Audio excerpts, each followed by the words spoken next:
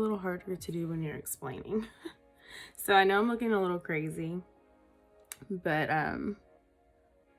this is how you're going to do the bottom part of your brow. My next step is I start about here with medium strokes.